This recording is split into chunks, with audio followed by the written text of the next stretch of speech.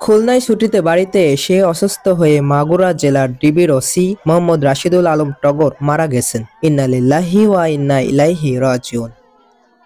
গতকাল শনিবার দুপুর 2টায় তিনি অসুস্থ হয়ে পড়লে তাকে খুলনা মেডিকেল কলেজ হাসপাতালে নিয়ে যাওয়া হয়।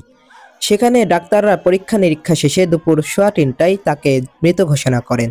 রাশিদুল আলম টগর চুয়াডাঙ্গার আলমডাঙ্গা উপজেলার 18খোদা গ্রামের ইউসুফ আলীর ছেলে। তিনি 15 দিনের ছুটিতে খুলনায় এসেছিলেন। বাসা থাকা অবস্থায় দুপুরে তার বুকে ব্যথা অনুভব বেশি হলে পরিবারের লোকজন তাকে খুলনা মেডিকেল কলেজ হাসপাতালের জরুরি বিভাগে দুপুর 3:15টায় নিয়ে যান। এ সময় জরুরি বিভাগের কর্তব্যরত চিকিৎসক পরীক্ষা নিরীক্ষা শেষে তাকে মৃত ঘোষণা করেন। তিনি দীর্ঘদিন যাবৎ বুকে ব্যথায় অসুস্থ ছিলেন বলে জানান পরিবারের লোকজন।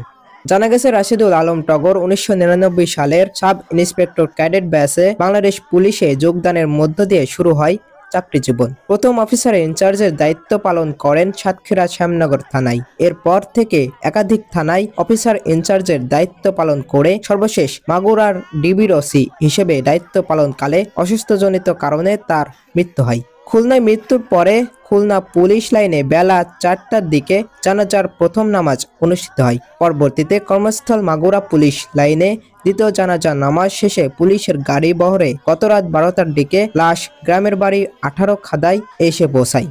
আজ রোববার সকাল 10টায় জানাজা নামাজ অনুষ্ঠিত হয় বলে জানিয়েছেন পরিবারের লোকজন।